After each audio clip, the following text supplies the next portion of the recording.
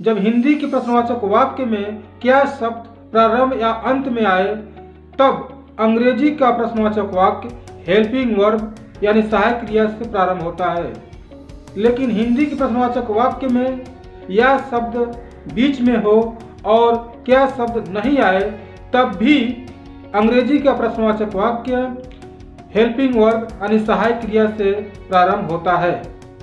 तो आइए कुछ एग्जाम्पल देखते हैं। एग्जाम्पल फर्स्ट, वह यहाँ सचमुच आया था या तुम मजाक कर रहे हो। इस सेंटेंस में वह यहाँ सचमुच आया था पास्ट परफेक्ट टेंस में है और तुम मजाक कर रहे हो प्रेजेंट कंटीन्यूअस टेंस में है। तो इस सेंटेंस का इंग्लिश में ट्रांसलेट इस प्रकार करेंगे, had he really come here or are you joking. Had he really come here or are you joking. Example second, तुम यह खुद कर सकोगे या तुम्हें मदद की ज़रूरत होगी। इस सेंटेंस में तुम यह खुद कर सकोगे फ्यूचर इंडेफिनिट टेंस में है और तुम्हें मदद की ज़रूरत होगी यह भी सेंटेंस फ्यूचर इंडेफिनिट टेंस में है। तो इस सेंटेंस का इंग्लिश में ट्रांसलेट इस प्रकार करेंगे, will you be able to do this yourself or will you need help. Will you be able to do this yourself or will you need help. Example third, Raju आपका तीसरा बेटा है या चौथा। इस सेंटेंस का English में translate इस प्रकार करेंगे, इज राजू योर थर्ड और fourth child. Is Raju your third और फोर्थ चाइल्ड। एग्जाम्पल फोर्थ, तुम मेरे साथ आ रहे हो या यहाँ रुक रहे हो।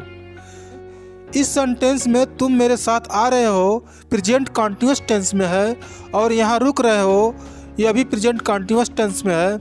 तो इस सेंटेंस का इंग्लिश में ट्रांसलेट इस प्रकार करेंगे, are you coming with me or staying here.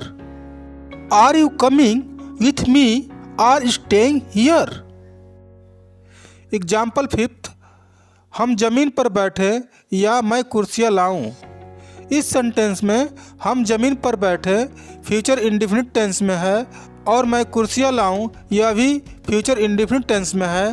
तो इस सेंटेंस का इंग्लिश में इस प्रकार ट्रांसलेट करेंगे, shall we sit on the floor or shall I bring chairs.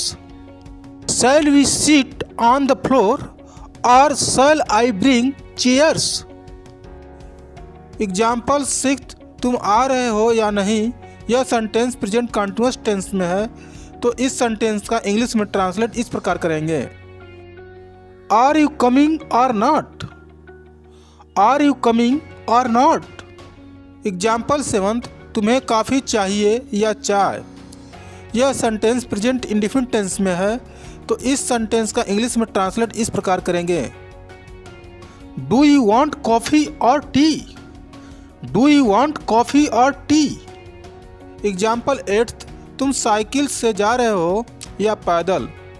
यह सेंटेंस प्रेजेंट कंटीन्यूअस टेंस में है।